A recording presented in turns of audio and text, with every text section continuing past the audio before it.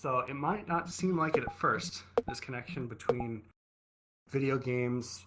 I mean, specifically in this lecture, I'm going to be focusing on video games, but between games and the occult or esoteric practices. I wouldn't exactly go so far as to say that esoteric rituals, practices, and wisdom are simply games, or that they should be gamified. But we can maybe use them to channel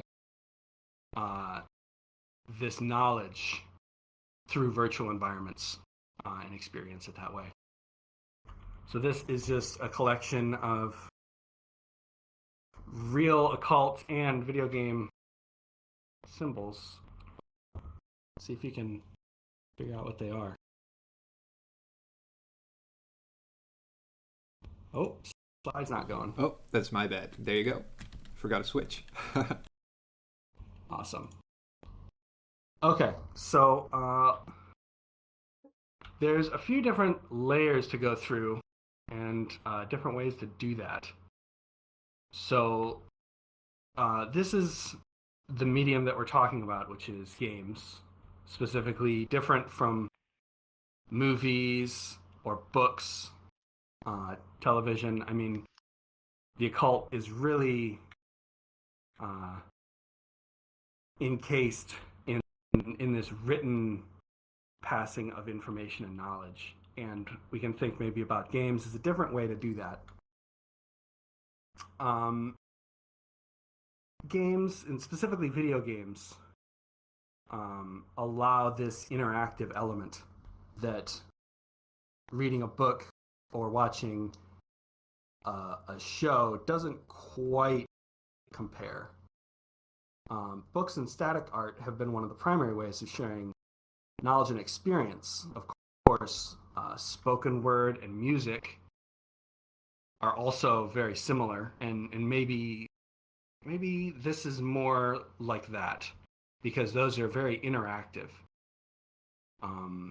When you're reading a book, you just go from usually one word to the next, one sentence to the next, in a very, very linear fashion. But in games, it can really allow some different layers of interaction. Let's actually go back one slide. So this is kind of a way to view the world that games can let us interact with, that normally we can't quite see or acknowledge. It's similar to the occult, understanding that there's rhythms and patterns that are accessible, but they're not traditional in the world. These different mediums aren't limited.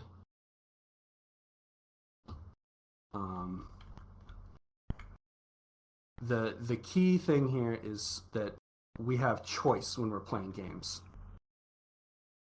You can make wrong decisions and go backwards and make things harder or easier for yourself. These are the layers that I've kind of identified that esoteric information and knowledge can be accessed in games, or kind of how to interpret it. First of all, there's the external layer, which is what you see at first glance, cover art. In terms of occult and esoteric knowledge, it would be things like magical runes or magical spells, or name dropping occult words, where it triggers something in your mind, but it's not necessarily accurate or true. And let's see. it's interaction, specifically visualization. Beyond that is where we can really start getting the occult knowledge out of some games, or putting the occult knowledge into games. I have here the summoning glyphs of Spira from Final Fantasy X, which looks very occult and represents theology in the game and magic. But does it directly correlate to our experience on Earth outside of virtual reality and video games? I'm not sure. There's so many different games to research them all. Hasn't been done yet. But that could be a decent place to look. So we're starting to look at from the external level to the content, the actual content. Does it have meaning? Can we correlate things through it? Next is context, which is the occult matter placed? Does it correlate to our own? Here's a game called Heavy on the Magic, which it was an old game from the 80s, and it was very, very heavily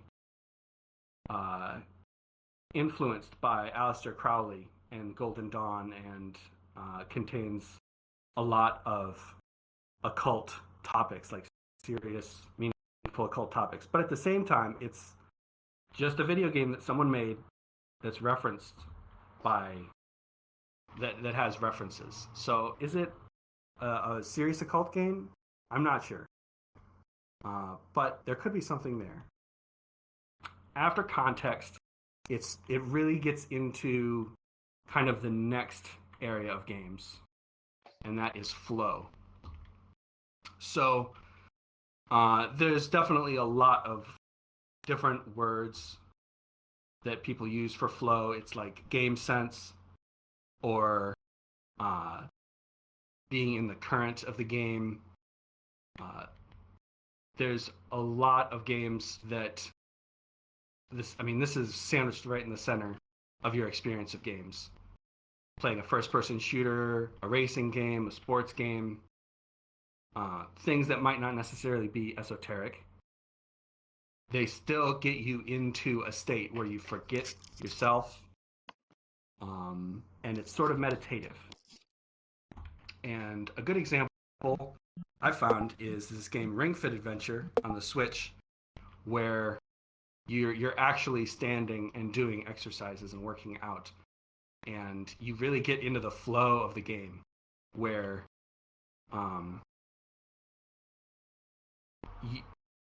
you forget that you almost forget that you're playing a game because you're working out. But at the same time, I think there could be some interesting occult influences or ways to look at that game. And I can maybe talk about that later. Next is past flow sandbox, which it's very meta. It's like the meta level almost. And that's kind of where we are right now in VRchat. We can stop perceiving of the game as exactly what it is, like playing chess by the rules.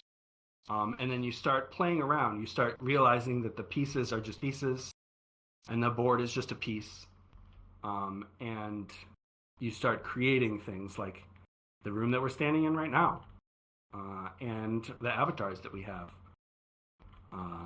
It makes us feel even more into the game, right? We're getting closer and closer to almost merging with the game, with our consciousness. Next, creation, which is also where VRchat resides. That is making games, making game assets, specifically like what the server is doing, creating virtual or simulated experiences directly related to esoteric or occult knowledge. So then you're really like every layer before this, almost, especially the top layers, you are directly relying on someone else. When you perform a ritual in the occult, most of the time you're depending on some previous definition of the ritual.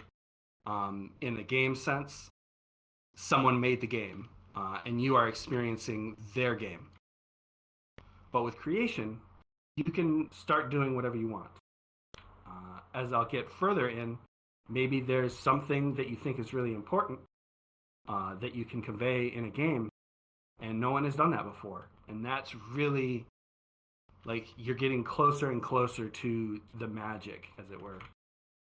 And we've got a fan favorite Temple OS here, which was created by someone. And it is in many ways, an occult sandbox. But it's a lot more things than that, obviously. And technomancy is the last level. And this is why Temple OS is also here, because it's an operating system. Technomancy is not just creating a game or a small environment, but it's trying to tap into the magical flow that we can't see with technology. And this is a bit more complicated, but it sort of has to do with the fact that all of this technology is powered by electricity. It's alternating current of ones and zeros, which is completely illegible to our understanding. We can, if you know binary, maybe you know a few letters or words or numbers. You can do some math. But the sheer amount of data, it's like the Matrix. The sheer amount of information, it's beyond our human awareness. Like we can't even understand it. And beyond that, there's usually at least 3 layers of other software performing interpreters or compiling. And this is it's basically magic. It's indistinguishable technology from magic. It's something that we can't even kind of comprehend, but we're still able to do it. And that is where we're going to be going. Okay.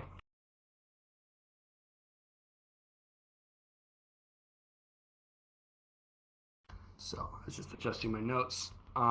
Ritualistic practices for experience. So let's start back at the beginning of your experience in a game.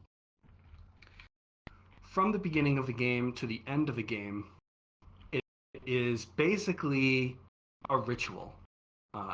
And as you go through it, you go through the designated steps devised by the creator of the ritual, and you earn experience, not in the sense of experience points, but you're literally earning experience by performing the ritual. The more you do it, you won't even know it, but you're gaining knowledge, wisdom. If it's a skill-based game, you are gaining skill. Like, the only way to not gain skill and knowledge and experience is to not do it. So it really takes playing games. Watching games is also good, but there's just something different about playing a game, like all of you being here. You're directly experiencing it, even though this isn't exactly a game. This interactive this interactive simulation experience is so powerful in letting us share knowledge and information and experiences. So kind of down here, I have one thing that we're going to go into next, and that is the elements. There's a lot of topics that I'm not going to cover in this, but one important topic that I love talking about is the elements. So I kind of have it down here as an aside. This is, I'll put it, a difficult thing, because it's very, very easy to emphasize elements in games, and they can be very tricky, but powerful. Traditionally, there's around 4 elements here, but they change and mutate in different numbers. Fire, water, air, earth. Another configuration is fire, water, and then air and earth are combined. And then another combination is where air and earth, after being combined, separate and leave a 5th element in their place. Theoretically, I guess. But even past that, we have the 8 elements of Buddhism. So, I mean, elements are powerful. They're very occult, in magical games. There's always fire elementals and earth elementals and wizards casting fireballs and lightning bolts and things like that. So it can be a good sign to the presence of the esoteric, but it can also be, I guess, a blind, because they're so easy to put in. You can just put it in anywhere and have it have very little to do with meaningful things, but I guess its presence is still meaningful enough. Which will take us on to symbols and patterns. So at the top here, I have real world symbols and patterns that you may have seen before. We have the zodiac signs along with their elements and directions, which it's something that if you can learn these things, like here's the Elder Futhark from Norse mythology. You'll find these things in so many games. I can't even tell you. Are they all correct? Probably not. But is there meaning there? Sometimes there is, and it's really cool when you can find that. We have, again, the elements appear, planetary metals, and the 3 alchemic principles. This stuff has nothing to do with games, but it's serious occult knowledge that you will find in games, and you can put in games. And it's sort of the direction that you might want to take if you want to get some experience, is learn this esoteric and the occult knowledge going in. And then in the bottom here, I have 2 video game pictures. They have nothing to do with the things up top. But if you know this symbol down here on the bottom left, it looks very similar to something from Legend of Zelda. And the images that appear on it seem to appear often, and there might be some importance to these. This is perhaps even Kabbalistic. Maybe that's someplace to look. Of course, I don't have all the knowledge or information. I'm just kind of presenting you what I've found. Here is the primary elements from Eternal Darkness. And this is what I was talking about earlier with the elements. There's this thing that you'll see in games a lot, and I can kind of clue you in on it here. There's the color green, red, and blue. And I'm sure you've seen this in a lot of games before. It's very common. And it actually harkens back to the esoteric IAO, or fire, water, and then the combinational element of wind and earth. You'll see these a lot. It's very important to keep an eye on them, look for them, and keep them in mind, put them down. And then it also has a balance element, which is what I was talking about before, where there's also another element past these three that appears, and it's a very esoteric and occult sort of thing. It's a balance. It's a hidden knowledge sort of thing,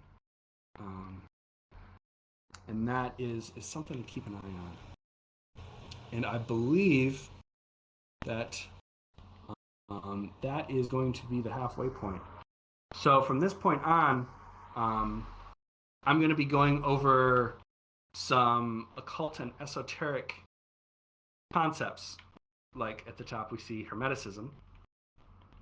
So if at any point we get on any of these slides, I'll probably ask if anybody knows any games that they can think of that they're like, oh, yeah, I think this game might fit under that category. It's not one game fits all, but if you have some ideas, feel free to put an emoji up, like their hands, a hand emoji like this, and I can call on you. But let's see. We have hermeticism here, and this is a very a wide and complex topic. And I only put 2 games here, but that's really silly. There's so many more games here than I could even put. But it's something that is really dependent on your understanding of the topic. So with hermeticism, it's balance and combination of opposing energies. It's finding the mental fortitude to understand and forge a clear path. I want to hear. This is kind of I want to hear from anybody here. Does anybody think that they have any games that they've thought about? Oh, that's pretty hermetic, or anything like that? It's okay if you don't. I just wanted for to... me. Oh yeah. For me, I mostly see it in tabletop role-playing games. So like I play some of the World of Darkness games, and there's one that's specifically called Mage the Ascension, where like the different groups are based on different real-world traditions, and yeah. Yeah, definitely. That's I have a Mage the Ascension book too. Yeah. After this slide, I'll start putting in a few non-video games, and that's a good one. Yep, I saw a hand. Yeah, just Terra Enigma, the SNES JRPG, has even in the intro it starts off with something about the battle against or between light and darkness, and the protagonist on their immensely long path forward, they have to make sense of that or play a role in that balance between darkness. I think that might be a little bit in that category. Yeah, definitely. Yeah, there's like the sense of balance. You'll find this in a lot of games. But this is maybe, always a good topic to research more for yourself. All right, here's the one. Alchemy. This is the opposite end of the spectrum. You can just throw the word alchemy in any game and then just call it good, right? But how does that actually relate to your knowledge and understanding of what alchemy is and is supposed to be? So we've got up here Elder Scrolls, which is a very big contender in the alchemy category. And actually, I think decently accurate for physical alchemy, the combination of different materials together with the end goal of creating gold out of lead or the Philosopher's Stone. There's another game that I've played that this picture doesn't do it justice. You have to really see it in action, called Opus Magnum, where it's very physical alchemy, where you use elements to combine and split. But all of the elements in it are referenced by alchemical symbols. And it does, I think, really get you in the mindset of what you have to do for alchemy. And then spiritual alchemy, which is sort of the same thing as physical alchemy, but with the soul and spirit in sort of a transcendental fashion. And here I put a picture of this game called Alchemy from like Windows 95. And I've never played this game before. I put it here as kind of a joke. Has anyone played this game before? I don't know. I thought it was cool to see this. But there's not, I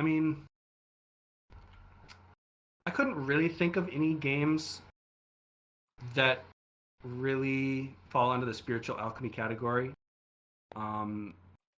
If anybody has any, I'd love to hear them. This is one that I was trying to dig into a lot while researching this. Maybe my knowledge and understanding of spiritual alchemy wasn't up to snuff, or I just haven't thought about games in that way. But some say that there's no difference between physical and spiritual alchemy, so maybe there's no point in trying to decide that. But you'll see alchemy in a lot of games. You can just look up alchemy on your phone and play the little game where you mix elements together to get new elements, which is not exactly what alchemy is, but it's a fun distraction. Does anybody have any games that they've played where alchemy has really felt connected to its true traditions, or you felt like you were finding the secret stone, as it were? So I've never played it, and I don't condone this organization, but the Order of Nine Angles has something called the Star Game, where the pieces move across I want to say it's 6-dimensional-ish. There are like 6 boards that each represent a different dimension that the pieces move through, but as they move, every time they jump board, they move to like a different alchemical state. And I don't know much about it, but I always thought that was a neat idea. It is a cool idea. Yeah, I also don't condone that organization, but that's a cool idea. I think that's really cool. Do you have something, Terra Rita Frog? It slipped my mind. Let's move on. Thanks, though. Okay. Yeah. Okay. So I kind of took the easy route and I went with tarot. An alternative could be having a slide on divination. There's definitely a lot of games that feature divination, but I kind of wanted to focus on the tarot specifically. And you'll find these in some games, not too many. So when you do find it, it always kind of perks my attention up. Like, oh, maybe someone's like really, thinking about the meaning and the concept behind these. And a lot of people's favorites, Binding of Isaac. The tarot cards grant special abilities and powers, and you find them randomly throughout the level. And I kind of think it's interesting to play the game in a way so that the first 3 tarot cards that you find could be your tarot reading.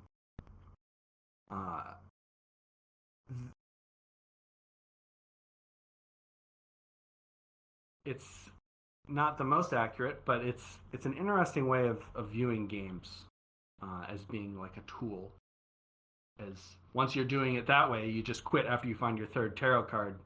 You're not playing the game for Binding of Isaac. You're playing it as a technomancy tool or a sandbox. You're kind of in your own flow state. Here's a screenshot from the game Ogre Battle on the Super Nintendo. And in the beginning of the game, it gives you a tarot reading, and that decides how your game starts, if I remember correctly. And when I played through that and experienced that, I just thought it was the coolest thing ever. Each of the cards influences how your game will happen. And if I'm wrong, definitely someone correct me. I'm almost positive that's how it went. And then I have this other game, and this is, I guess, a bit of a warning. I've never played this before, and it hasn't even been released yet, but it's called Sephiroth, and it is a tabletop card game featuring tarot cards. So you place tarot cards down on this board, and you play a game with them. And I'm really excited to play that, but I haven't yet. So that's my warning there. And I can let you know about that if you're interested. I think they're doing a Kickstarter. But for tarot cards, or even divination, I guess, examples as well. Does anybody have any experiences or things that they've seen? Yeah. I would like to say that as tarot goes within games, there is in Persona, in the entire franchise of Persona, most of the cards represent mythological demons, while also representing readings, and also the person itself as a psyche of Jungian psychology too. Oh yeah, definitely. Persona games for sure, and the entire Shin Megami Tensei series of games, which is there's a lot of them. I saw another hand. Yeah. Yeah, that was me. Wait. Oh, yeah. I know this isn't video game related, but like in go JoJo's for it. Bizarre Adventure, they have tarot cards. Do you know about JoJo's Bizarre Adventure? Oh yeah, definitely. I think that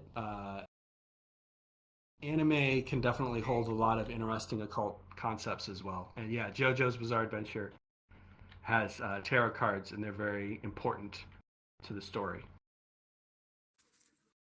I think there was one more question back there. Yeah. Ooh, I see 2. I had one right here. Okay. Yeah. There was a game that my sister plays called Arcana, where basically the main character is a fortune teller, and basically the whole entire game is based off of the tarot card readings that the main character does. Well, that's cool. Arcana, you said? Yes. It's Oh, a I'll check mobile that app. out. Oh, okay. I think I saw, was it Choice Trance? Yeah, Cyberpunk had a really cool system, being that it's a large open world that you would find hallucinated major arcana among buildings. So I found that was a fun way to play with divination when you wouldn't expect when to find one and what you would find.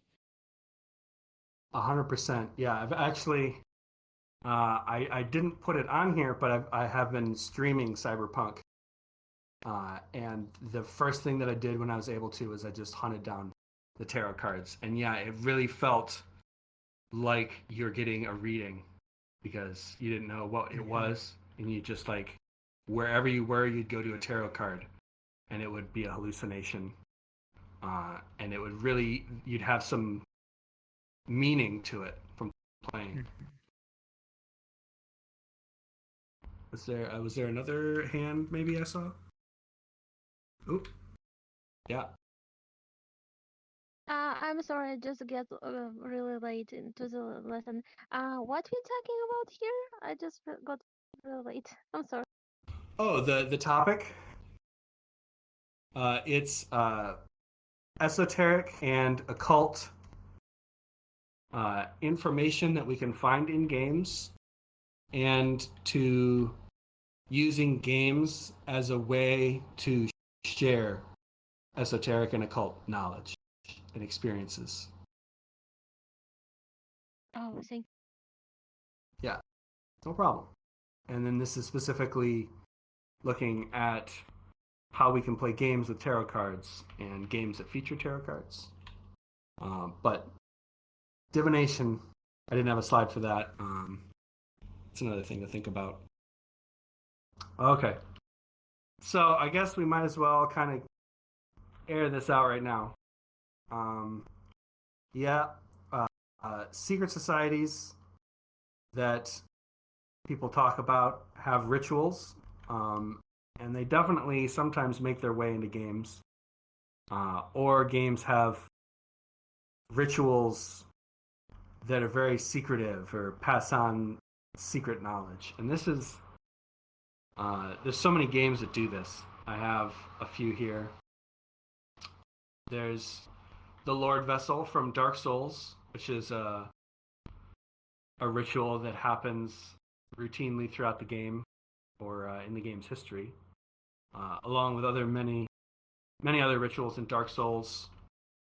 I've got Dark Souls 3 down here, which is another game that's basically one long ritual. And this specifically is the ritual of priests praying to an empty coffin, which is very strange. In the game Bloodborne, there's a lot of rituals as well. We have a cage worn around the head by a group of scholars. And I won't spoil it, but these are all cool games to look up, at least if you don't want to play them. I mentioned earlier Shin Megami Tensei, an old game from the original Nintendo era. They're still making many of them. But ever since the beginning, Aleister Crowley has been in the game, performing strange occult rituals. And you'll find many references to the occult, throughout those games. I had a picture before, but here's another screenshot or a collection of screenshots from Heavy on the Magick from 1986. And you can just see from it, it's really trying hard to hammer in the esoteric knowledge. And playing the game is a ritual.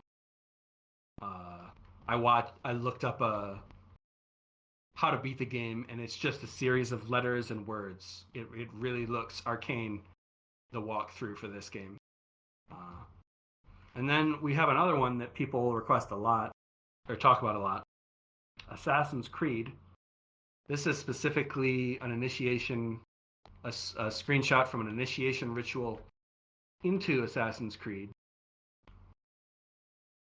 And that's where I'm kind of bridging this to, Golden Dawn, Rosicrucian, Masonic Templar. There's a lot of secret societies I mean, we're standing in a mystery school.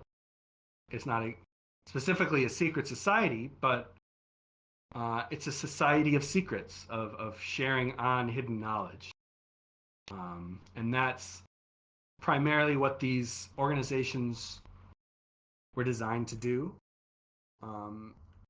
And I looked up, when I was doing this research, you know, Golden Dawn, there's this Heavy on the Magic has some Golden Dawn references, and Shin Megami Tensei has some Golden Dawn references. Rosicrucian is a bit harder. The Templar in Assassin's Creed, you know, off the charts, Templars. Masonic, however, I couldn't really find too many really overt Masonic games.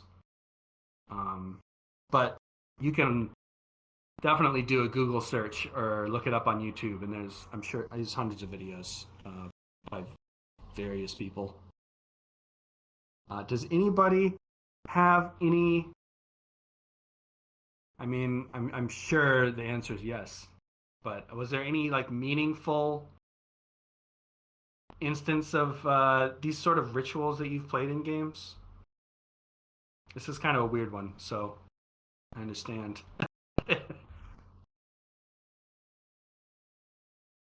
Oh yeah. I see a hand over there too. To your left. Can you guys hear me? Yep. Yeah, there was, I don't know, do any of you guys know Kingdom Hearts? Yeah. Yeah, I always just thought it was really interesting, like the rituals that were performed in the various ways, in their goals to actually create Kingdom Hearts. And like when you looked at all the different ways it tried to form it, it always seemed like it had some deeper meaning, like the union of light and darkness. That's a good and point. stuff like that. Definitely. That's really good. Yeah. Kingdom Hearts for sure has some like secret society ritual feeling going on in combination of light and dark. Any others? All right. Next. Just one thing. Cloud, could you sit down, please? I think you're blocking the people behind you. Thanks. Oh, sorry, I didn't know. All right. Thanks. So, one step in a different direction from the rituals of secret societies is just ceremonial magic in general. When I say ceremonial magic, this is, I guess, where it really starts getting into the thick of the occult. I'm really talking about, like, in the heaviest sense, the Goetia, which is Ars Goetia, the Key of Solomon, the binding and summoning of demons. Alternatively, there's the angelic root of Enochian, and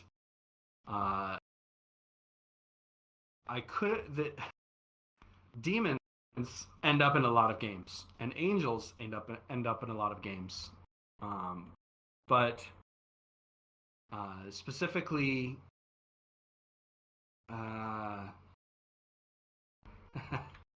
the summoning of them in the real world is something that should not be taken lightly. I would almost say that you should also beware in the game sense too, but it's probably more safer to do it in a virtual environment, as long as it stays there. But skipping away from that for a second, up at the top we've got our friend Enochian Chess, which is a board game that is actually a sharing occult ritual of knowledge and understanding from the Golden Dawn. And that's kind of the sense that we're getting from this topic, is that really playing the game, as long as it has the ritual practice and then the knowledge and understanding result, is kind of what we can find in games. There's this game literally called Goetia, where you can talk to a few of the king demons, and they help or hinder you. Shin Megami Tensei has some of them. Castlevania. As far as Enochian, it's a little less pronounced. There's this game that I played, El Shaddai Ascension of the Metatron, and it's really one of the closest things that I could think of to really being true to what Enochian is or represents. But I guess it's more fun and catchy to have demons and angels are also pretty mean sometimes. And then I've got down here a game. I think I put this in here because this is Amnesia: The Dark Descent, by the way. And it's a horror game. It's known for being scary. I'm sure you've heard of it or played it, or if not, give it a try. But spoilers for the end of the game, towards the end, you end up finding Heinrich Cornelius Agrippa, very famous occult writer, tied up in the basement of a castle, basically as a zombie. And you have to perform some rituals with him, very ceremoniously, just to show that there's, a lot of different ways that the ceremonial magic can be overlaid or interplayed within the game. This is a broad, complex topic that I probably can't go too in depth into, but it's there, and keep an eye out for when it's happening or when you find references to it. Does anyone have any references that they can think of? This one might be one that we might skip. Oh, yeah. Yeah, one of my old favorites has to be Return to Castle Wolfenstein. Have you played that? Where the Germans are up to no good, of course, and in doing so, they're trying to raise some ancient evil spirits and old gods and so on. Takes you through all kinds of weird ritualistic places, crypts being dug up, and so on. And it's also interesting to note that at the end, player, the human defeats the great evil, the metaphysical evil. So that's kind of a teaching in itself, maybe too. Yeah, that one always stood out for me. Yeah, that's good, definitely. Yeah, a lot of games by id Software, who do Castle Wolfenstein and Doom and Quake, have some ceremony magics going on. Anybody have anything else?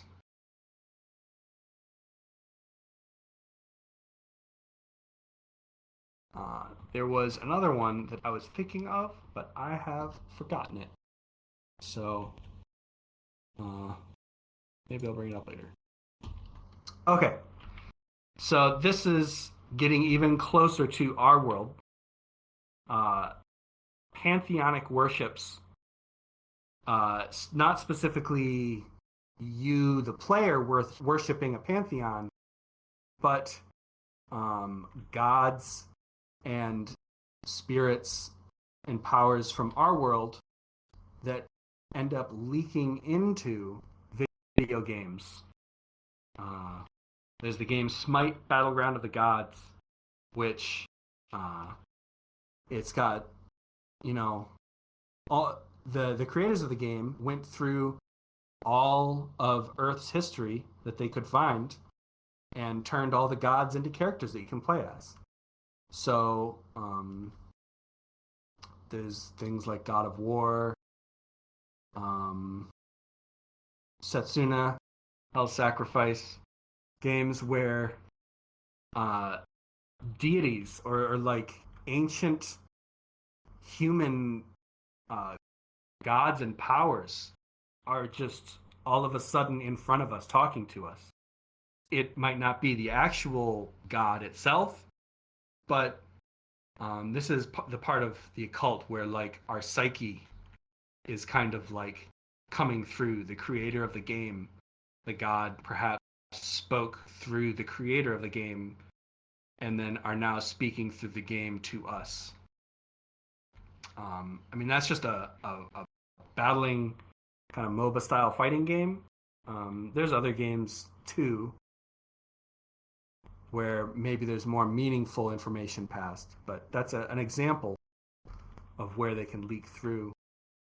We've got Final Fantasy.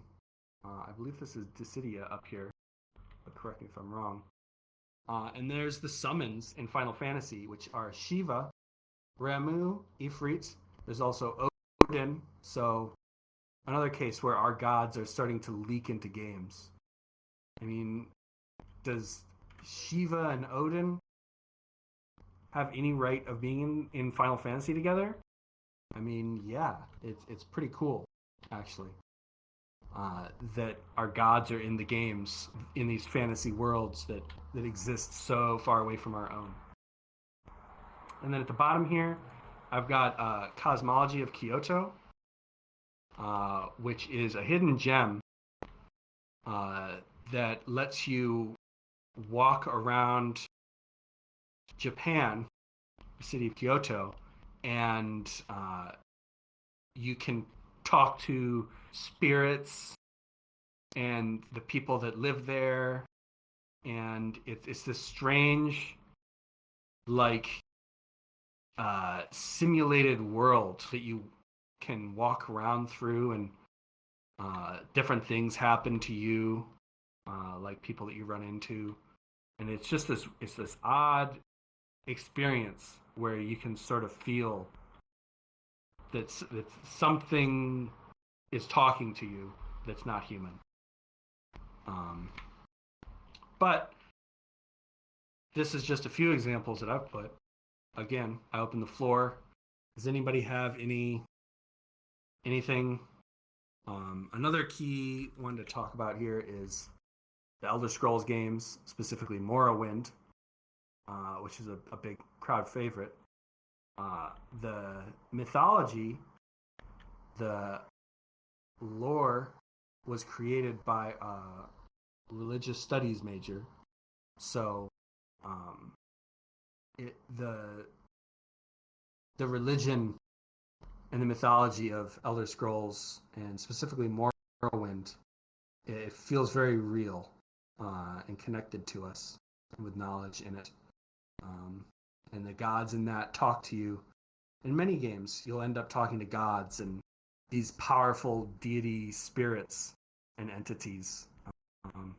Sometimes related to our own world and sometimes not. Any cool references or gods or pantheons that you've seen or run into? So if you play a certain game, it's on a mobile game, and it's called Torum Online. I played it for 6 years, and it's almost been out for 7 years. There's so many different types of gods in that game that some of them are actually the gods that we mostly worship. It's actually pretty cool. And Yeah, there's that's... a bunch of other stuff in there. What was the game again? Torm Online. It's been Okay. out for almost 7 years. That's awesome. It's a mobile game. Well, I'll check that out. Oh, Trickster. One more here, yeah. I would say that I think this is repeating myself, but Shin Megami Tensei also has gods that are very, very similar to our gods within our own realm, or even mythology-based demons. These are considered demons, but based on the Paradise Lost written in English back in like the 1000, I believe. So most of the gods themselves are known to be demons, like Athena, Thoth, and other such demons and gods within the franchise. Oh yeah, totally. That really connects to the previous slide. So the Goetia are known as demons, but it's believed by many that they used to be gods in history past. And that's exactly what Trickster's talking about in Shin Megami Tensei. You'll run into these demons, but they're not exactly like Christian demons. They're not flying. They're not all just like horns and wings and tails and fire. They're Hello? spirits. Yep. Also, I would say that the demon, the Solomon's key to the Goetia, also has an entire race within the Shin Megami Tensei franchise itself, having most of the demons from the 72 demons of the Key of Solomon inside the game. The most known within these is Osei within the Fallen race, which is the race which is in the Solomon's Key. Nice. Yeah. Definitely. If you're able to check out the Shin Megami Tensei series, there's a new game coming out soon that I'm really excited about, and I'm definitely gonna play it on the Switch. Yep. Okay. Let's take it another level, and we're going to talk here about parallel space. And I hope I spelled that correctly. If I didn't, don't worry about it. Okay, so parallel space is going back to that picture I showed in the beginning, where there's our own physical world, and then as we like log into the game, we're starting to access another world or reality that exists parallel to our own. I'm sure everyone knows about Pokemon Go. That's a real good example. Like you can walk outside, open your phone up, and you see that there's another world and spirits and creatures living inside of that alternate world that you can interact with. It's not real, but you can walk up to someone else who has the game, and your experience is also real to them. So in some ways, it is sort of real in a strange way. We've got Minecraft, which is a very popular parallel space. Not in the same way that Pokemon Go is, obviously, but it's this world, and you can, I guess, because of the blockiness and the voxels of it, you sort of can see the matrix of the world better. You can see where the lines are. Height is experienced differently. You can share this world with others. You can explore it. It feels new and fresh, and it goes infinitely. It's this huge magical world.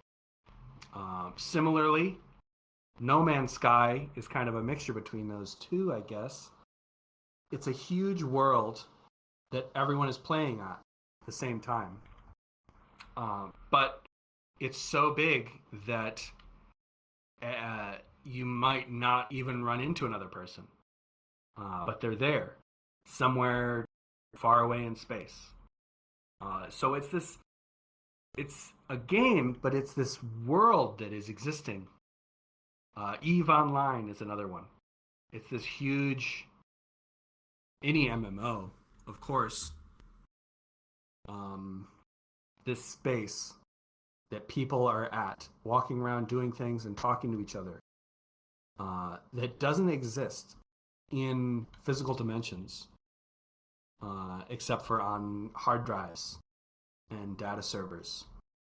And then there's Animal Crossing, which is another example of this parallel space that we can inhabit in games. You can have a bunch of friends over to your specific home island instance, and they're all talking and in real time interacting, but in real space. You're sitting at home on your computer, or not computer, your sofa. So this, I mean, I've listed 4 examples, but I mean, where we're at right now is a parallel space. You're experiencing this right now. I mean, you're at home, either with a virtual reality headset in front of your computer, but you're also in another place. You're here, and we're all talking and listening and experiencing this together. So this is pretty integral, but maybe not something that we think of at first. I guess everything falls under this category, but are there any experiences that you've had or places that you've been to where you really feel like you're in like another world or a different place?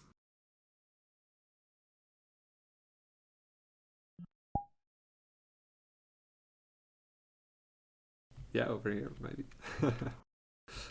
Role-play games generally, online ones, with especially mod communities. Back in the day, you used to have it a lot. Just small groups of people simulating a city, doing cops and robbers kind of stuff. But that feeling with your gang and logging on in that dimension, it was something you could only get there. That was really interesting experience.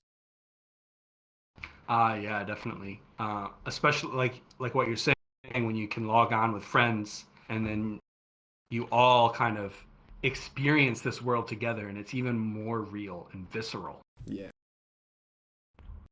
I saw a hand in the back.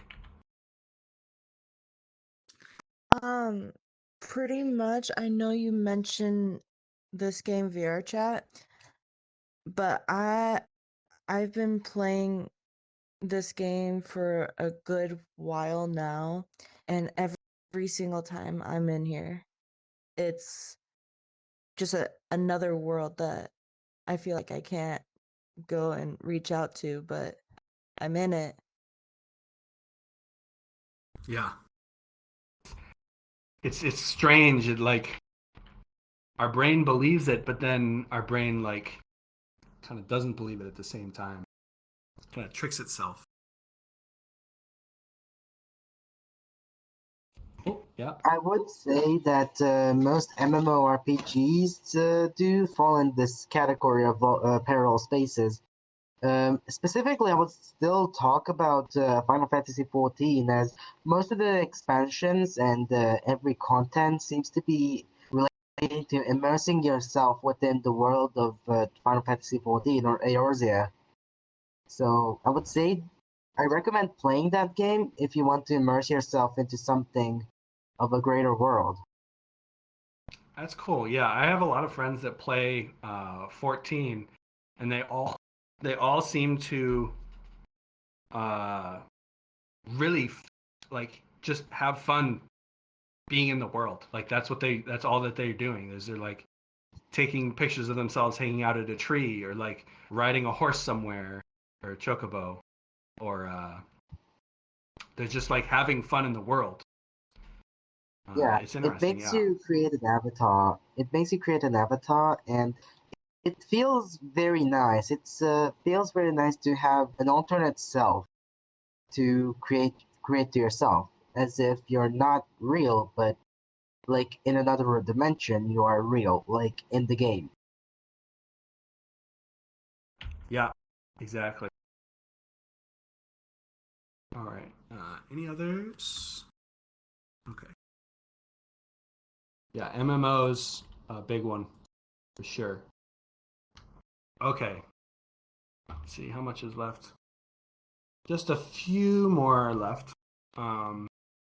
Here is a really important one, and I've only listed a few here, but I mean, another one that we can be pretty honest, most games have this, and it's the flow state, where you're like in the game. If you have a virtual reality headset on, you're probably definitely there.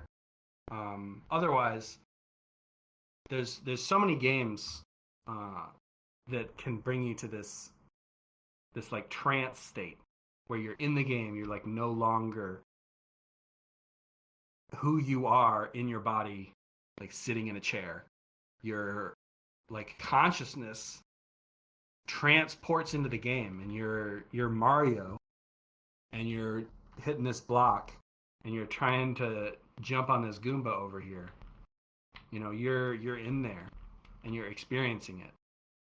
If you're playing something like Dance Dance Revolution, you're so engrossed in making sure that you can land your feet on the pads at the same time the arrows pass by that you basically are no longer who you are. You're in the game. You're so concentrated in the trance state. MMOs, real-time strategies. I've got MOBA up here. These games, they pull you in so much that you lose track of time and you lose track of other things. It can be dangerous sometimes being in the state for too long, but I'm sure that there's some brain chemistry that's happening. It's a rush. It fills you with energy sometimes to be connected to the game and its experience so tightly. And then lastly, I've got this game Noita, which is really cool. It's based on let me see.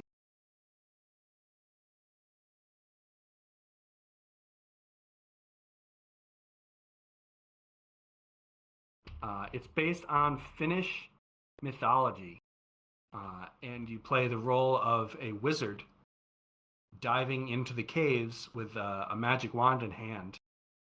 And it's very easy to die. And it's a roguelike, so it's random every time. And when you die, you start completely over. But there's a lot of magic involved, and when you're in it, you're in the flow state, you know. There's a little zombie monster around the corner, and you're on fire. And there's an explosive barrel next to you, and your mind is just calculating all these different things and trying to figure out what to do. But you still have to use your mind. And also, nothing to do with flow, but the magic wands are really cool, the system.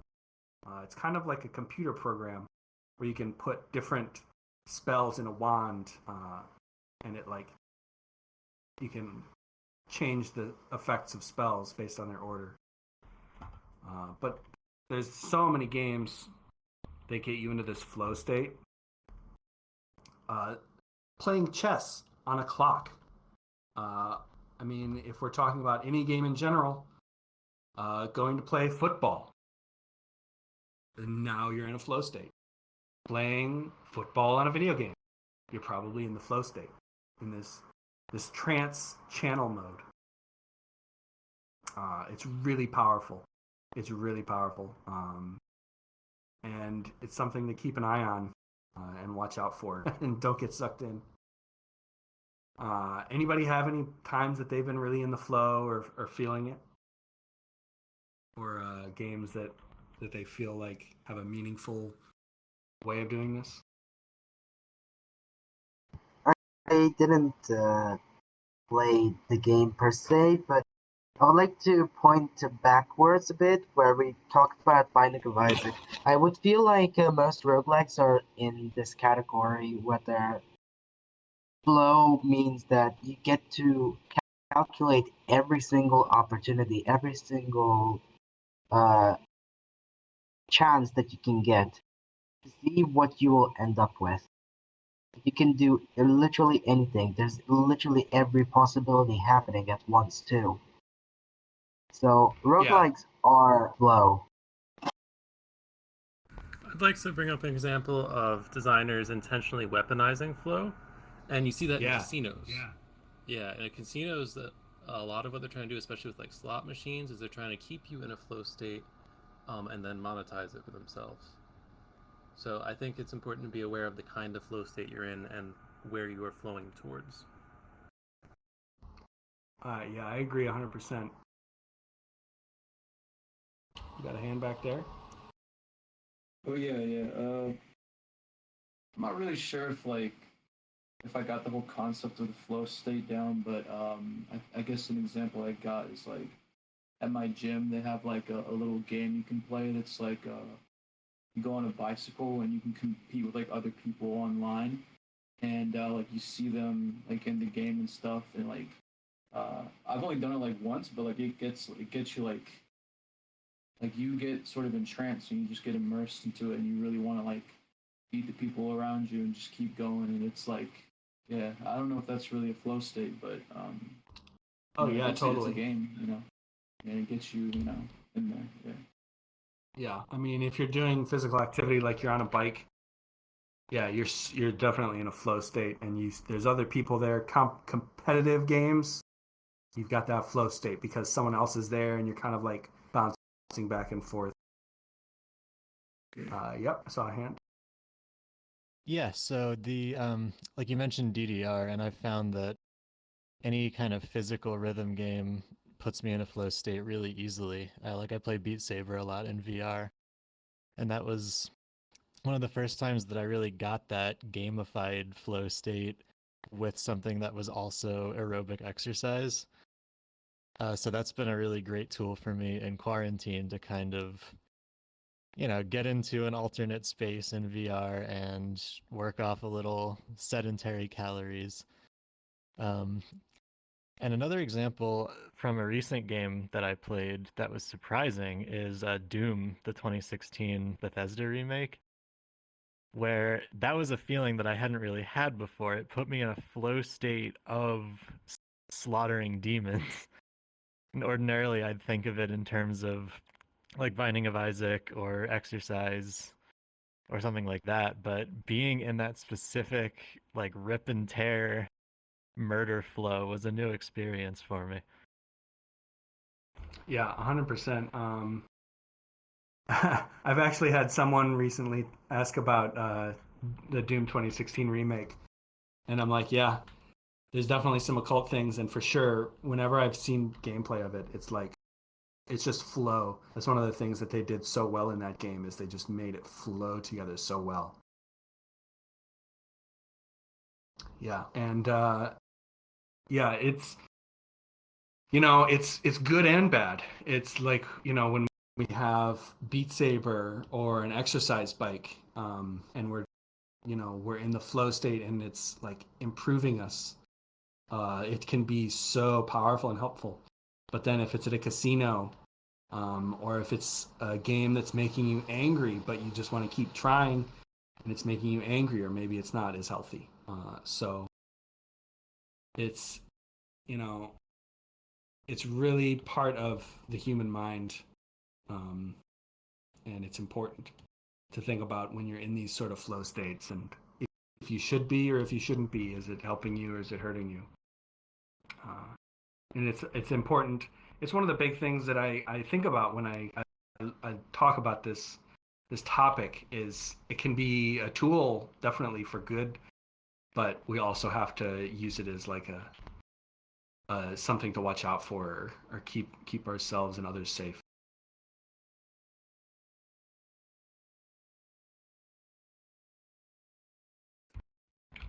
Am I shrinking? You're crouching. There you go. Yeah. Okay, so leading into the next topic, meditation and mindfulness. So going from flow into this state is pretty important, because the flow or the trance is sort of a meditation in itself, right? If you're playing Beat Saber, or you're on the bike, or you're at the slot machine, it's kind of meditative. You don't have to think about other things. You can just kind of concentrate on what you're doing and just focus. That's why people like playing games when they have a lot of stuff going on in their head, because it's a way to kind of meditate and not think about things for a little bit. But to be mindful also as well about what you're taking in and what you're thinking about.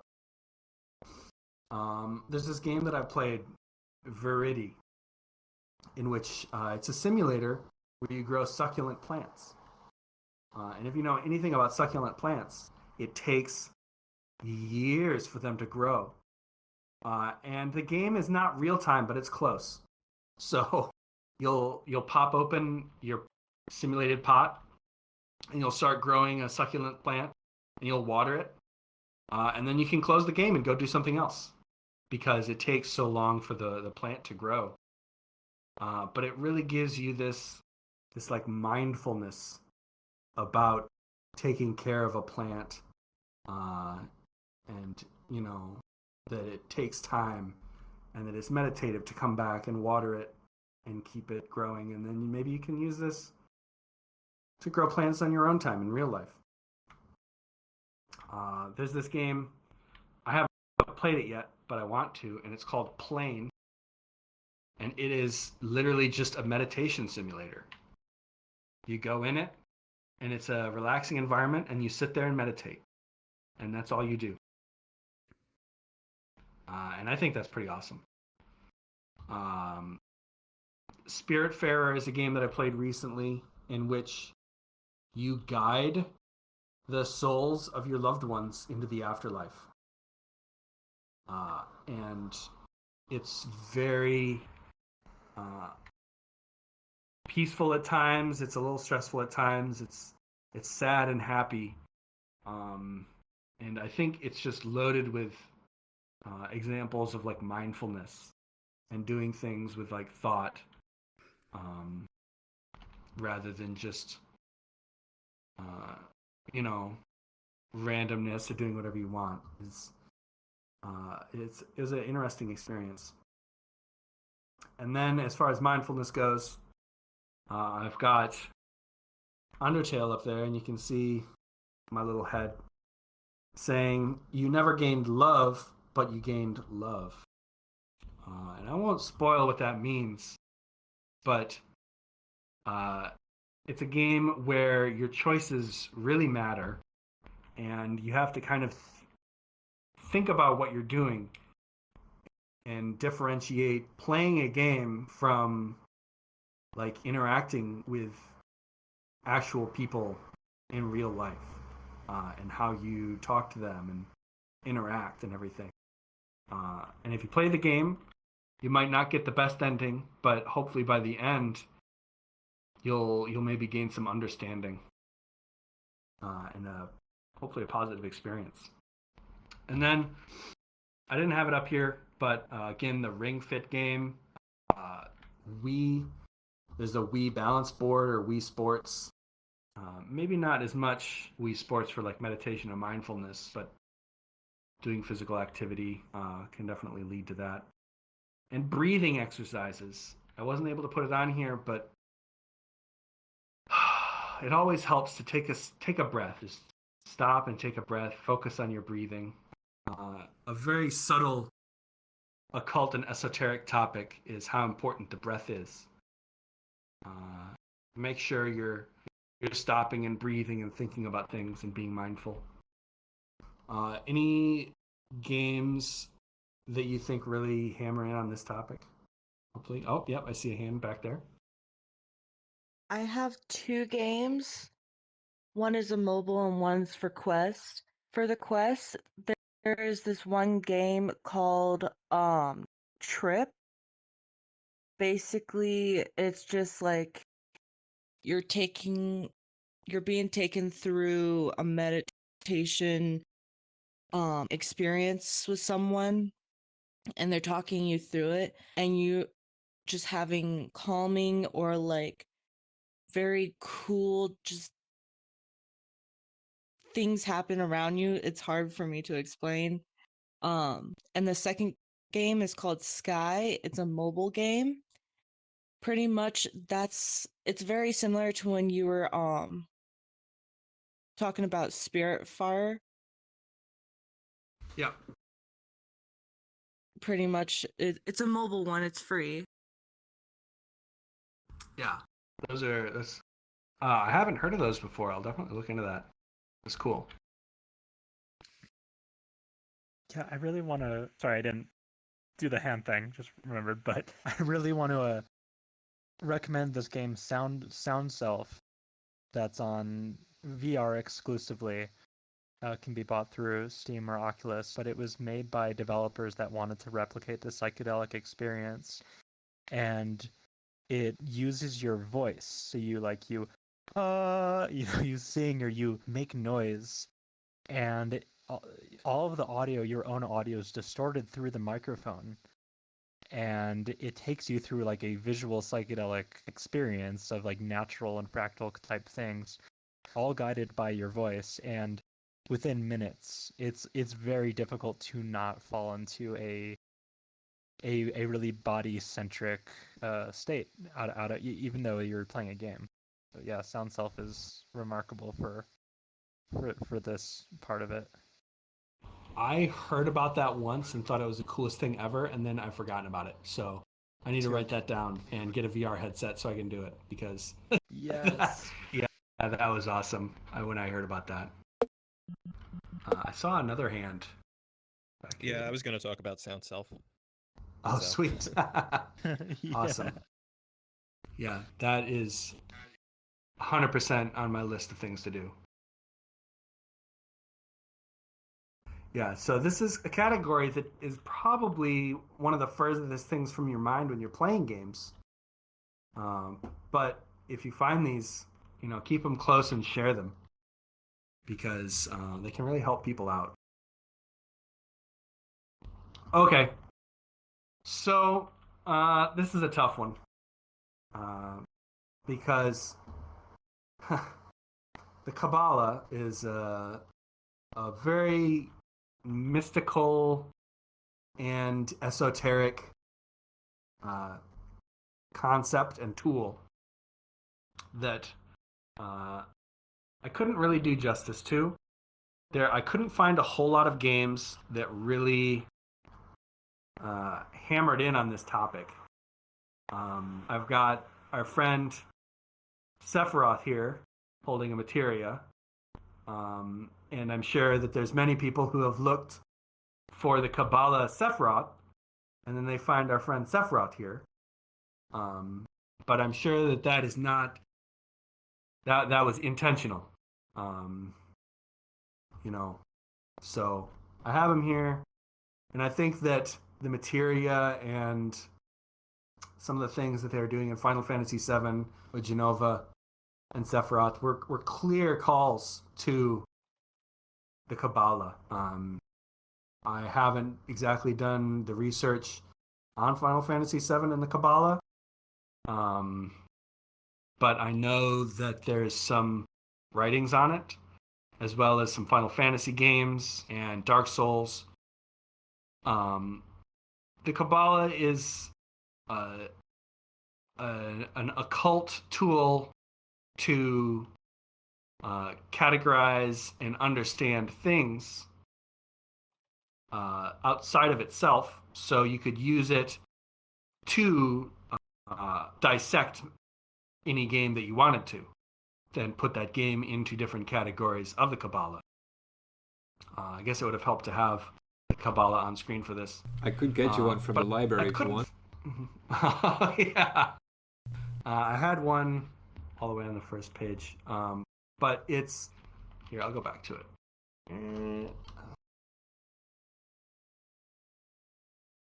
So there on the top left, the two pictures with the sword going down and the snake going up, the colored spheres are the Kabbalah. And I couldn't find a whole lot of games where it was like really overt. I did find this Tales of the Abyss, which is a series of RPGs, JRPGs. And Tales of the Abyss features the Kabbalah Sephiroth spheres as the names of cities in it. So I think that might be a cool place to look for the topic. I don't know if it's meaningful or not, but it probably has some meaning. Yeah, that is. So I'm very new to looking at the Kabbalah, but I don't want to monopolize any time. Could you very briefly sum up what you mean by this categorization that you can apply to things outside of Kabbalah? Yeah. So you see up there that there's the spheres, and the spheres are like numbers and manifestations of reality. At the bottom is the very earthy and material essence, and at the top is the spiritual, transcendent essence of godhood or cosmos. And then below that is two pillars of right and left. And then the center pillar is the joining of opposites, the connection to the center, and hidden knowledge.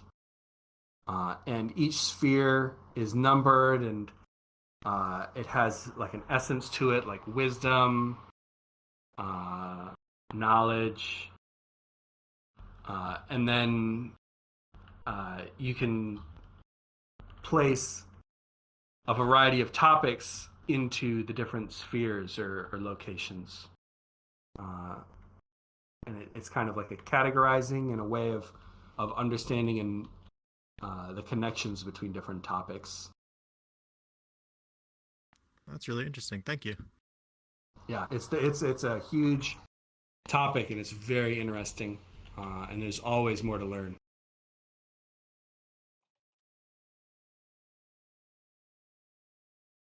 Okay, we're getting to the end of things here. Player consciousness, awareness, and understanding.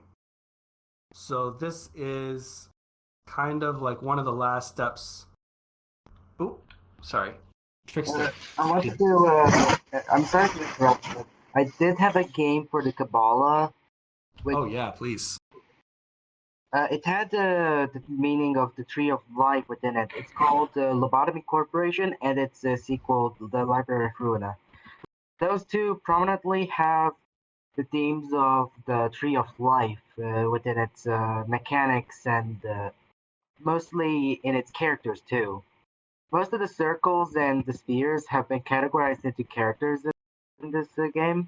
Thus, you get to see their personalities based off the Kabbalah, and the game is also filled with many esoteric elements, and also quite SCP-esque.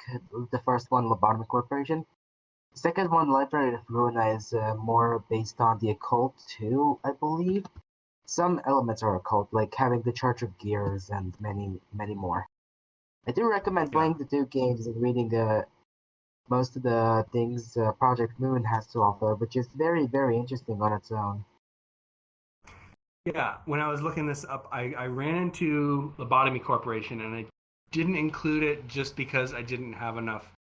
I didn't know enough about the game, but I really am thankful that you brought it up because it was. No problem. Yeah, I actually might check it out because it's a good game. because you brought it up. Yeah. It's like SCP, but you get to manage the SCPs. Trickster, don't forget, we're trying to also keep moving with the lecture. Save some questions for later too, Trickster. Yeah, I'm really thankful that you raised your hand though, because I forgot to ask for any Kabbalah games. Did anybody have any others that they can think of? before I I go on can to the make a next one? short comment. There's a thing in VRchat. People make worlds out of existing games and their environments, right? So I'm not sure what game it's from, but there's a world called Netzach or Tzabaut, something like that. So a couple terms. They must be from existing games. I don't know which, but you can find them if you search these terms in the world list. Very interesting. Nice. You said Netzach? Yep. Specifically? Yeah. And Any other inputs? I'd love to hear them. If you know of any, even if you let me know afterwards too, or find them. All right. So this is one of the last ones. We're reaching the end. We've got player consciousness, awareness, and understanding.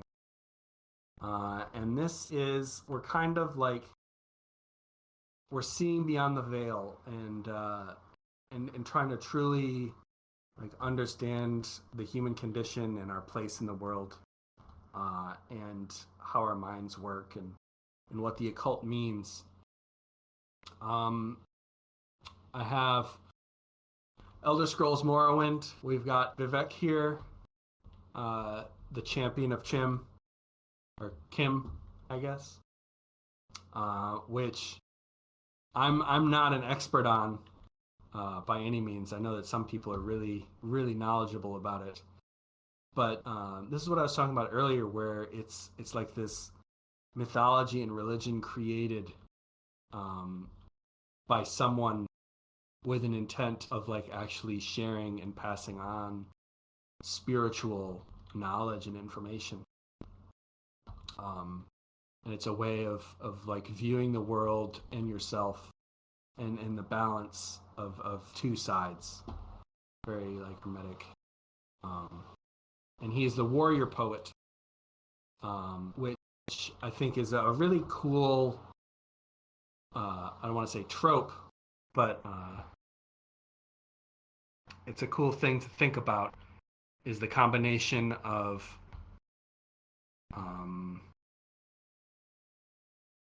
what's to say? In RPGs, there's like the common stats: strength, intelligence, and agility. And strength is the part of the warrior, and then the poet is the part of intelligence. And this combination of two opposites is like the agility. It's the third color in the middle of two. It's a complex topic that I'm trying to understand more as we go on, and hopefully I'll be able to figure it out more. I've got this game here, Soma, which is one of my favorites. And it says, it's not magic, you were copied. The sleeping Simon in that seat was copied, and now you're here, just like the Simon that lived in Toronto. I mean, this might be a spoiler. I don't want to ruin things too much, but oh, no problem. This game there's so much in this game about human consciousness and what it means to be human, and like your awareness and the ability for you to understand the condition that we live in.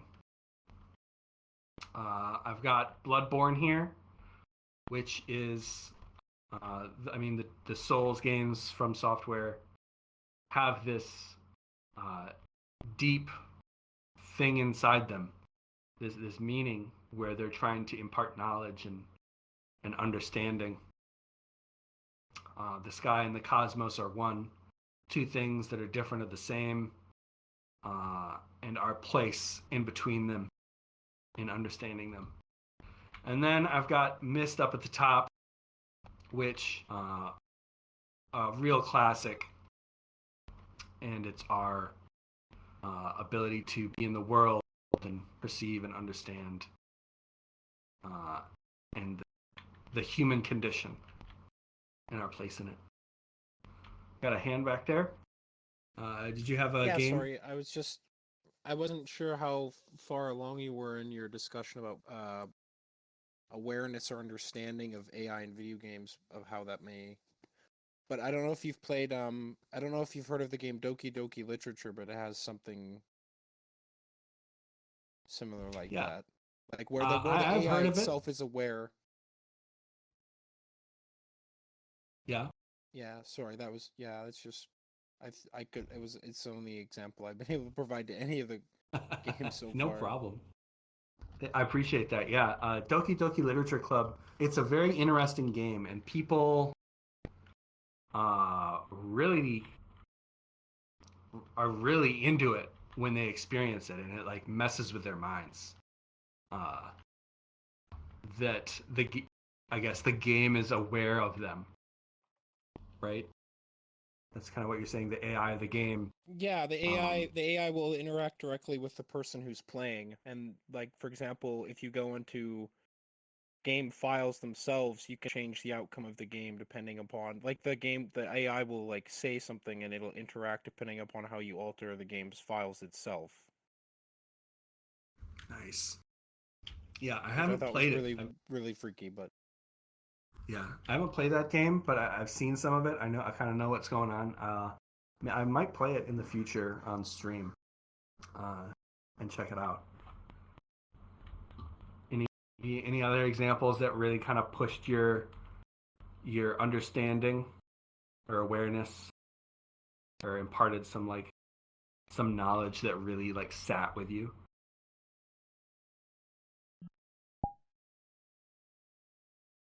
Yep. Yeah, I thought there was a surprising depth to the Morrowind level up messages. You might have seen those fly by here and there. That's really, really deep stuff. It could be just straight up mystical teaching. And I go back to it very regularly, almost as often as certain mystical texts, right? Because it's just that good. It really helps. Definitely. Yeah, these are like really powerful experiences that people have playing games. Another one that I don't have up here is the game Journey.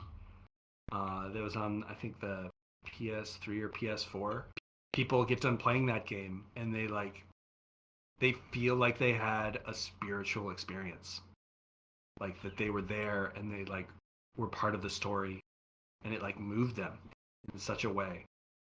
And it like, the experiences that we have in these games, it's real to us, even though it's not. We know it's not real, and it's very powerful. Again, any other hands on this one? Any other? All right, because total immersion. That's right. Here and now, right where you are. This is like if you slap a virtual reality headset on and you're in the world, you're here, right? You have headphones on, you're holding controllers, but then like you're part of the game and you're in it. And this is the future, right? The virtual reality and augmented reality and being in the game and part of the game. I know that that Soundscape game, or what was it called? Was it Soundscape? Sound Self. Tilt Brush, I think, is another one. Artistic. I've seen people perform the lesser banishing ritual of the pentagram in virtual reality, and record it, and then you can like see it. Like that's so powerful. It's not the same thing as doing it in your head with your mind, but it's a tool that enhances your experience. And then maybe next time you do the lesser banishing ritual of the pentagram outside of virtual reality, you have this visceral experience of seeing what you're doing from the past, and you relive it, and it shapes you in a further. And has there been any games or experiences that you've had other than virtual VRchat that have like you've been in the game, like you forgot time, you forgot where you are, who you are, what you're doing? I don't know about games I've played, but I can think of examples in different types of media where they give examples of people basically, like if you're familiar with the isekai genre of anime, is these people fall into, I think it was parallel. Would it be a parallel or would it be total immersion? I Like, because mean, they basically the you could characters definitely who are blend playing the together. game, they fall into the game world itself, and the game world itself becomes reality. Yeah. Is that still Oh, I total know that immersion, or is one. that different? Yeah, definitely. Yeah, that applies for sure. Do you Yeah, because do you I know don't which know. one it Yeah, is? sorry. Oh, I Sounds like recognize the anime he was talking about.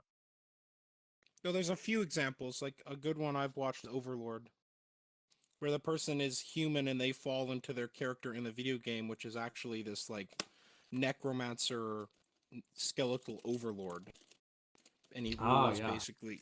Yeah, I don't know if you've heard of that, but I think I have heard no, of it. but that's yeah. I thought that was really interesting because he basically Yeah. became an entirely different person after falling into this new reality. Yeah, that's a very good point.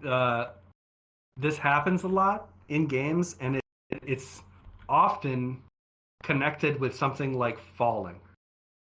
There's like a falling that happens into a different body or consciousness. Um, that's a Could I common thing that happens. Yeah. share something to answer your question that Yeah, just came to me please. that I feel like is just like a little bit of background, and apologies in advance for the oversharing, but I have a history of just not getting angry. Like feeling anger is just a thing that I've been very fractured from, and just the way I was raised and how I've just approached conflict in my life, and usually just get really passive and let myself get fucking walked over. That said, had gotten the game Thrill of the Fight, which is a boxing game, and playing that game like brought something out of me, like this. It wasn't a rage, but it was just like a legitimate anger at the AI at the other side of me, where I'm like beating this shit out of him or trying to. My heart's racing. I'm drenched in sweat, and just so focused on like staying up and winning this game was a really, I guess, important experience of just like developing myself emotionally and spiritually, is having this like dynamic freedom to experience emotion. Maybe it's because it was in a safe space with no other human, just AI. But yeah, that immersion did bring me into a place where I was able to, feel something that I is very evaded normally. And That's a perhaps really like good. you said with the LBRP example, the experience of it maybe just like kind of ingrained the possibility to feel that in the future with more ease. That's a great experience. Thank you for sharing. Yeah, I often feel the same way where I don't have a close connection to like anger. Um, but yeah, being able to play a game and feel that and connect to it in a way that's safe is really important in this sort of space with these I think virtual spaces. another good example of what Choice just said was sports video games, because what he was playing boxing, sports video Yeah, games, you become, if you're like me, I can be very competitive about some things. You completely lose all sense of like, you get so hyper focused on the game you don't even know anything else is even going on because you're so competitive, especially against like yeah, harder AI levels. definitely, definitely. Yeah, if I can interject really quickly as well, I'm also very anger and conflict averse, and I've found that in my life, other than being in traffic, one of the most focused, like useful, insightful anger experiences has been taking a martial arts class that has sparring. There was, for a quick anecdote, there was a class when I was a teenager taking this chanbara, which is kind of a mix of hand-to-hand and some like foam weapon stuff. And it was terrible weather, so I was the only student who showed up. It was me and the instructor. And he said, "All right, you want to just spar for a straight hour?" And it was a really distinct memory for me because he was just toying with me for an hour straight as I got angrier and angrier, being unable to do anything to it that he didn't want me to do because I'm friggin' 15 here. And in reflecting on that later, I realized he was goading me into that on purpose. Like, one of those Zen koans where they just smack you with a stick until you confront your anger and learn from it. And that's one of my goals for post-COVID is I want to take another martial arts class because I think that's a type of anger that I want to confront with my 30-year-old level of wisdom. And I feel like I could really benefit from it. And it really makes sense that you got the same effect from that boxing game. Yeah, the safety of AI, of immersed where you can't get hurt as opposed to a sparring instructor. Yeah, appreciate you sharing that. Yeah, definitely.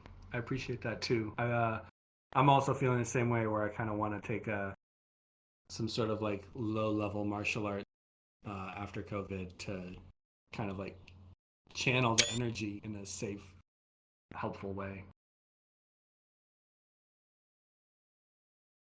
Okay. Any other last interjections? Well,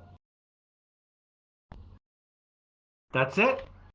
I represent GameArcane. There's a website, Twitter, there's a Twitch, a YouTube, Discord, you name it. Come stop by, visit. I'm streaming on Twitch a couple times a week, playing through games, trying to find esoteric, occult references and thoughtful play. And we just chill and hang out and talk. No pressure. Take screenshot, folks, and let's shower this man with some emojis. He deserved them. Yeah. Thank you. Thank you, everyone. Any questions, comments, anything else? Any slides you want me to go back to? Or games you want to talk about? Oop, that's the wrong one. Someone made a sneeze.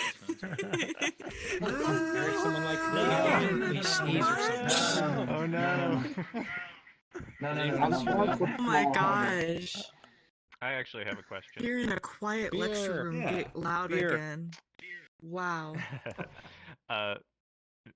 Earlier on, when you were talking about the Goetia and demons and games, and you mentioned maybe not actually summoning them, is there any game in particular that like made you be like, oh, I don't know, stay back, don't get involved with this game, too many crazy things going on esoterically?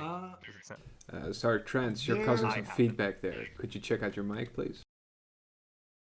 Let's see. There have been 2 games, I think, that I've played that have given me kind of, or maybe more than 2 games. Let me think about it.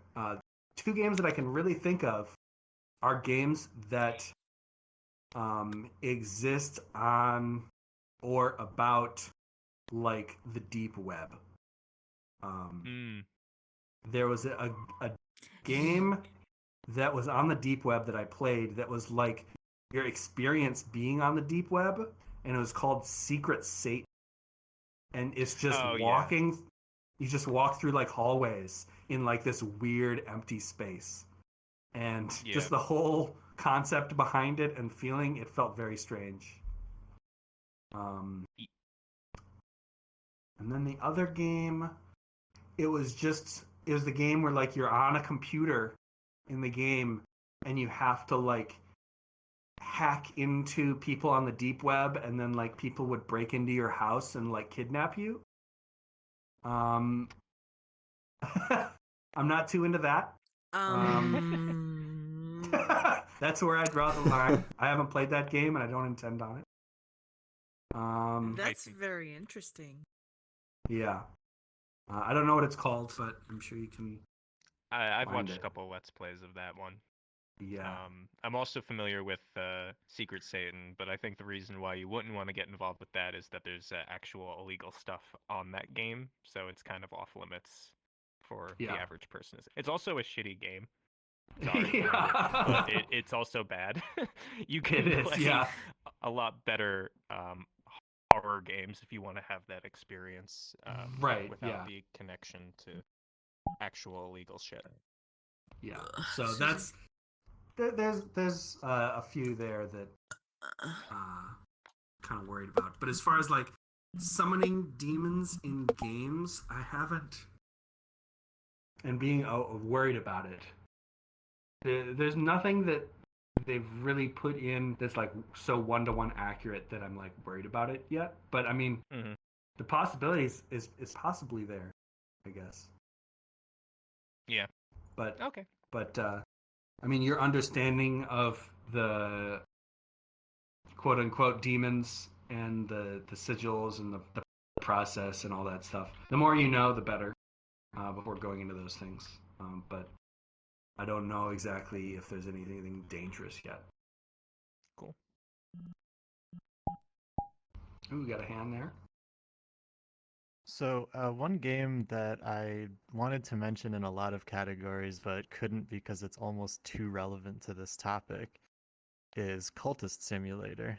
For anyone not aware, that's a simulation game where you explore esoteric lore based heavily on Western esotericism, and it has its own element system, its own pantheon, and all of these interesting cryptic messages that you can uncover, and you try to keep your sanity and life in check as you wield these new powers to do whatever alchemical goal you want to achieve.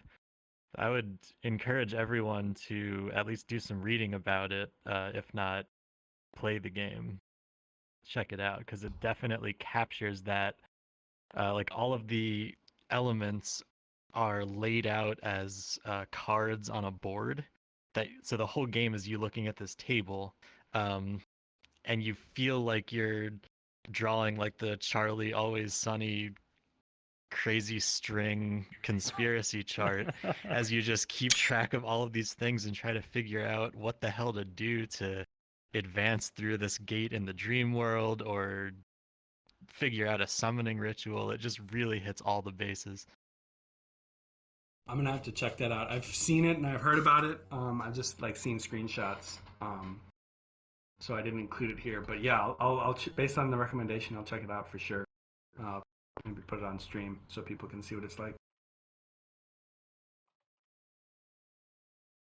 Yeah, I didn't know. I hadn't looked into it too much, but I've definitely heard some people talking about it and check it out sort of way. Yeah, I just wanted to ask, you know how there's this skill, for example, Gandalf has it, right? Where he has all the knowledge in the world about all the secrets and the mysticism, but he manages to communicate them in everyday language, you know, where you wouldn't even know it's mystical teachings. So would you say there's any game that stands out for you, you know, that has this depth or this ability to teach people or take them along without being overtly, you know, occult, esoteric, but while still offering, you know, a truly meaningful, transformative experience or anything like that? Is there anything that comes to mind? Let me think.